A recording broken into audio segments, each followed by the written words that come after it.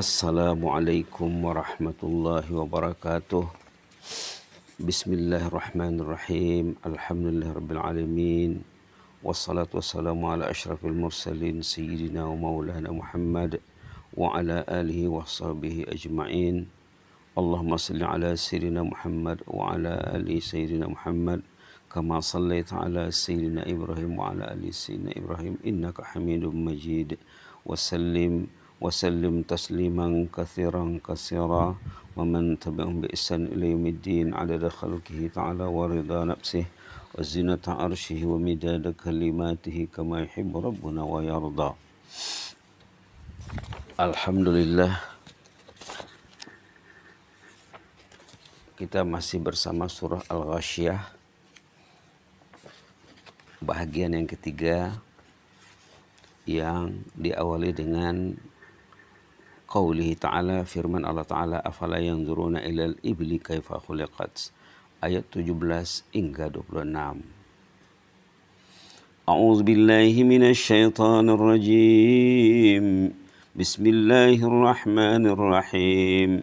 Afala yanzuruna ilal ibli kaifa khuliqat wa ilas samai kaifa rufi'at wa ilal jibali kaifa nusibat wa ilal ardi kaifa sutihat fadzakir innama anta muzakkir lasta alaihim bimusaitir illa man tawalla wa kafar fayu'adzibuhu Allahul 'adzabal akbar inna ilayna iyabahum thumma inna alaina hisabahum.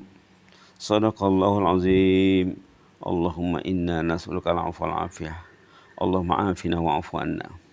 Tidakkah manusia memperhatikan bagaimana unta diciptakan, bagaimana langit ditinggikan binaannya, keadaan bagaimana gunung ganang ditegakkan, bagaimana pula bumi dihamparkan. Maka berilah tazkirah. Tugasmu hanyalah memberi tazkirah. Tugasmu hanyalah pemberi tazkirah. Tiada bagimu kuasa memaksa mereka. Bahkan siapa yang berpaling dan kufur ingkar, justru ia akan disiksa Allah dengan siksaan yang besar. Tempat kembali mereka hanyalah kepada kami. Lantas kamilah yang akan menghisap amalan mereka semuanya. Inilah bagian ketiga, seperti yang dikatakan tadi, menyuruh kita memperhatikan alam. Sebagaimana kemarin juga sudah disebut bahwa ini adalah suatu ibadat yang agung, ya. Suatu ibadat yang agung dan mulia, belajar dari alam. Memperhatikan alam ciptaan Allah. Memperhatikan alam ciptaan Allah. Suatu ibadat yang mungkin jarang orang yang melakukannya, karena banyaknya ayat-ayat yang mengajak manusia memikirkan alam ciptaan Allah. Maka ulama mengkategorikan ini sebagai zikir yang utama. Seperti yang dikatakan oleh Al-Qadhi Iyad. Kita ulangkan lagi gagasan ataupun pandangan bernas beliau. Al-Qadhi Iyad, ulama yang hidup, yang berkiprah, yang berjihad, yang menyebarkan ilmunya di abad ke-5 dan ke-6 Hijrah. Beliau meninggal tahun 544 Hijrah.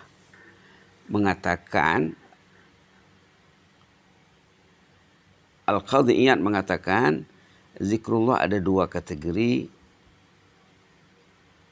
Zikir qalbi sahaja, zikir qalbi lisani ataupun lisani qalbi. Zikrullah darbani, zikrum bil qalbi faqat wa zikrum bil lisan ay ma'al qalb. Zikrullah itu ada dua, amalan berzikir ada dua. Zikir dengan qalbi saja, dengan hati, dan zikir lisani dan qalbi. Zikir qalbi pula bagian pertama itu ada dua jenis. Zikir yang paling top, yang paling unggul, zikir tafakkur dan tadabbur mengenai kebesaran dan kekuasaan Allah. Apa kata Al-Qadhi Iyad? Katanya, wa zikrul qalbi naw'ani wa huwa arfa'ul adhkar wa ajalluha. Al-awwal at-tafakkur fi 'azamatillahi wa jalalihi wa ayatihi wa jalalihi wa ayatihi wa masnu'atihi al-'ulwiyah wa sufliyah. Zikrul qalbi ada dua jenis. Zikir yang paling utama sekali, yang paling tinggi sekali, tafakkur, memikirkan, merenungkan, menghayati, dan tadabbur mengenai kebesaran dan keagungan Allah, mengenai tanda-tanda keagungan Allah. Mentadabburi penciptaan makhluk yang dijadikan Allah di langit dan di bumi, termasuk pada kejadian diri sendiri. Belajarlah dari keagungan dan keindahan semesta alam. Alam tak kambang jadi guru, seperti yang disebut kemarin pagi ya. Ini biasa disebut oleh sahabat-sahabat kita, saudara-saudara kita dari kalangan suku Minangkabau. Alam tak kambang jadi guru. Kita belajar dari alam. Alam ini dalam karya ulama juga dikatakan kitab maftuh, ibarat kitab yang terbuka. Bila kita berada di malam hari, oh hari ini malam, kenapa malam ya? Siapa yang mengendalikan malam hari ini? Hari ini malam itu berapa jam? Adakah malam dengan siang itu sama pembagiannya? Ataukah ada kadang-kadang malam lebih daripada siang, ataupun siang lebih dari malam? Kenapa terjadi demikian? Apa hikmat dijadikan malam? Apa hikmat dijadikan siang? Siapa yang mengaturkannya? Siapa yang menyusunnya? Dalam zikir harian pun kita sebut. Dalam zikir harian sesudah salat, kebanyakan saudara-saudara kita memang menyebut zikir ini ya. Memang menyebut zikir ini. Halaman 52 ayat 27 surah Ali Imran. Tulijul laila fin nahari wa tulijul nahara fil lail wa tukhrijul hayya minal mayyiti wa tukhrijul mayyita minal hayy wa tarzuqu man tasha' wa tarzuqu man tasha'u bighairi hisab. Ayat 27. Engkaulah yang mengaturkan siang dan malam. Ada lebih kurangnya. Kadang ada kesamaannya. Perlebih kurangan ini terjadi di daerah-daerah yang jauh daripada khatul istiwa. Daerah-daerah kutub, contoh kutub utara, kutub selatan. Tapi di daerah khatul istiwa tidak terasa. Karena perbezaan siang dan malam itu tidak terlalu jauh. Di sini Allah menghimbau kita untuk memerhatikan al-ibil. Memerhatikan al-ibil. Memerhatikan al-ibil. Jadi dalam tafsir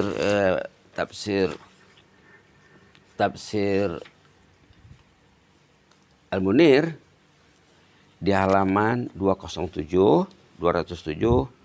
ada menyatakan sebab turun ayat afala yanzuruna ilal ibli kaifa khuliqat. Apa kata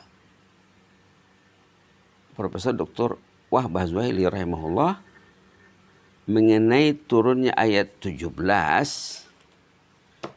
afala yanzuruna ilal ibli kaifa khuliqat sampai akhir.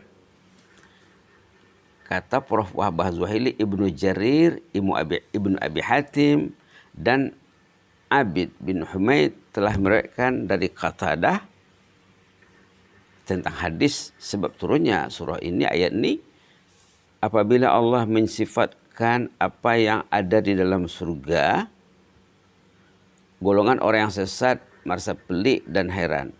Bila ada cerita tentang surga di ayat sebelum ini, orang-orang itu merasa aneh tentang cerita surga. Memanglah aneh ya, di sana memang aneh. Artinya luar biasa, Pak.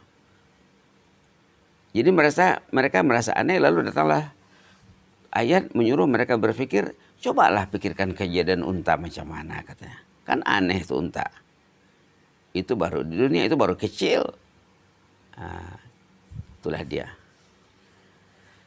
Sementara kaitan surah dengan surah sebelumnya, setelah Allah menegaskan mengenai kedatangan hari kiamat, dan pada ketika itu manusia terbagi kepada dua kumpulan, golongan yang celaka dan golongan yang bahagia. Maka Allah ingin membuktikan pula dalil kewujudan, keesaan dan kekuasaan zatnya.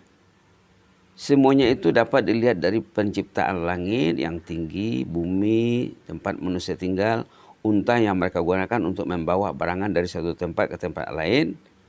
Mereka makan daging dan minum susu unta, menggunakan kulit unta. Begitu juga dengan Bukit Bakau, Gunung Ganang yang tersergam, yang berdiri megah, yang boleh dijadikan panduan dalam perjalanan bagi pengembara. Semuanya itu menjadi bukti kekuasaan Allah Subhanahu wa taala untuk membangkitkan semula manusia nanti di hari kiamat. Kemudian Allah memerintahkan Nabi Muhammad SAW untuk mengingatkan umat baginda dengan mengemukakan dalil, hujah dan bukti yang nyata supaya mereka dapat memikirkannya. Bagi yang berfikir ya, bagi yang mau berfikir, Allah memerintahkan nabinya supaya bersabar dengan kerenah dan sifat orang-orang yang digil ini. Itulah tugas baginda yang diutuskan oleh Allah Subhanahu wa taala. Fadzakir innama anta muzakkir. Beri sajalah peringatan, tugas memberi peringatan. Memberi mereka bimbingan itu kerja Allah. Itu kerja Allah. Sehingga saudara-saudara, bapak-bapak saudara Rasulullah yang terdekat sendiri pun ada yang tak mau mendengar ajakannya. Itu kerja Allah, itu pilihan Allah. Masyiatullah, kehendak Allah. Baik, sedikit tentang tafsir dan ulasan. Allah menyuruh hambanya supaya melihat dan memperhatikan makhluk ciptaan Allah. Makhluk-makhluk tersebut menjadi bukti kekuasaan, keagungan, kewujudan dan keesaan Allah. Firman-Nya, afala yanzuruna ilal ibli kaifa khuliqat. Tidakkah kamu perhatikan kejadian unta? Bermaksud bagaimanakah orang musyrikin boleh mengingkari hari kiamat dan menafikan kemungkinan berlakunya hari kiamat tersebut. Justru mereka seharian melihat unta, dan unta ini adalah binatang yang paling besar yang wujud dalam persekitaran mereka zaman dahulu ya. Tidakkah mereka memerhatikan penciptaan unta yang begitu unik, mempunyai tubuh yang besar, tenaga yang kuat, bentuk yang dinamik yang ajaib. Tetapi dalam masa yang sama, unta boleh disuruh membawa bebanan yang berat. Jinak dengan anak-anak kecil pun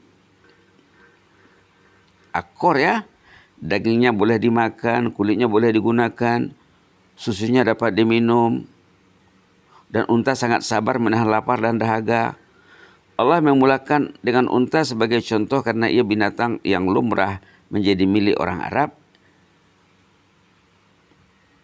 Tambahan pula keagungan unta ini lebih banyak berbandingkan dengan binatang lain. Dagingnya yang dimakan, susunya yang diminum, mudah untuk ditunggang dan membawa bebanan yang berat. Ganti kendaraan dulu itu maka dikatakan Safinatus Sahra, kapal padang pasir, nama julukannya untuk unta. Dapat merentas perjalanan yang jauh, sangat tahan dahaga dalam tempo yang lama, sedikit makan, banyak beranak, dan ia merupakan harta yang utama dalam masyarakat Arab. Allah mengajak hambanya berfikir tentang makhluk ciptaan Allah yang terdekat dengan kehidupan mereka. Begitu juga langit yang ditinggikan Allah. Apa katanya? Wa ilas sama'i kaifa rufi'at. Langit yang ditinggikan Allah. Tidakkah mereka melihat langit bagaimana ia diangkat dari bumi tanpa mempunyai tiang? Sebagaimana disebut dalam surah Qaf ayat 6. Boleh dirujuk ya. Seterusnya juga Gunung Ganang bagaimana ia ditegakkan. Apalagi di daerah kita ini. Di daerah sana gunung ganangnya kebanyakannya batu. Subhanallah. Di daerah Kepulauan Malau ini gunung ganang lagi nampak dari mana-mana ya. Subhanallah. Manusia dapat merasakan hikmat gunung ganang diciptakan. Untuk apa gunung diciptakan? Itu Allah menyuruh kita memerhatikan wa ilal jibali kaifa nusibat. Gunung dan bukit itu dijadikan tegak tinggi di atas bumi, terpacak teguh kokoh sebagai pasak supaya bumi tidak bergegar. Melihat kepada gunung menimbulkan rasa hebat dan kagum. Kewujudan gunung itu boleh menjadi panduan untuk orang yang mengembara di darat dan di laut. Apa yang lebih menarik, dari sinilah munculnya mata air yang dingin dan mengandungi pelbagai garam galian. Dari bukit juga boleh diambil batu-batu besar dan marmar dengan pelbagai corak warna dan yang menarik. Subhanallah.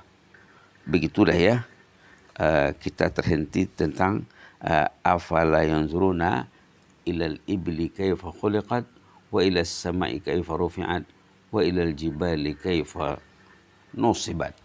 Nanti kita akan lanjutkan dengan izin Allah. Aqulu qouli hadza wa astaghfirullah. Yang jelasnya sama-samalah kita memikirkan apa yang dikatakan oleh Al-Qadhi Iyad tadi.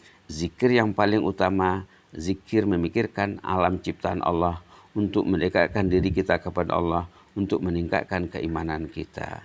Zikir tentang diri saja. Allah menciptakan diri manusia. Bagaimana manusia dicipta? Yang banyak juga ayatnya menyorot perkara ini ya. Ada yang secara terperinci, ada yang secara ringkas, secara umum. Allah menyuruh manusia memikirkan kejadian dirinya. Falyanzuril insanu mimma khuliq, seperti yang tersebut dalam surah At-Tariq. Manusia itu adalah memikirkan, merenungkan macam mana dia diciptakan Allah. Subhanallah. Dan Khalik yang menciptakan kita ini akan mengakhiri kewujudan kita di muka bumi ini secara bergilir satu demi satu, dan akhirnya bumi ini akan berakhir dengan kiamat kubra ya, dengan kiamat kubra, kiamat yang besar. Sesudah kiamat yang kecil dengan kematian seorang demi seorang yang dikatakan kiamat sughra. Inilah penghujung kehidupan kita ini. Hidup di dunia ini sementara. Malah ulama mengatakan ibarat mimpi dalam tidur. Orang tidur itu bermimpi, sesudah dia bangun tidur ternyata tidak ada apa yang dilihatnya dalam mimpi. Begitu juga lah kita ini. Sekarang kita sedang tidur. Nanti bila maut datang, baru terbangun. Oh, rupanya berguna Quran yang saya baca itu. Berguna zikir, berguna taubat, berguna amal saleh. Rupanya harta yang saya kumpul-kumpul, itulah yang membuat hati saya, pikiran saya, kehidupan saya dirintangi oleh harta. Rupanya harta itu tinggal semuanya. Kecuali harta yang diinfakkan di jalan Allah, untuk agama Allah, untuk ridha Allah. Selainnya akan tinggal. Subhanallah. Jadi kita disuruh memikirkan ini semuanya ya. Mudah-mudahan bermanfaat. Inni uhibbukum fillah wa jazakumullahu khairan wa barakallahu fikum wa astaudiukumullah allazi la tadhi'u indahu wada'i'uh. Wassalamualaikum warahmatullahi wabarakatuh.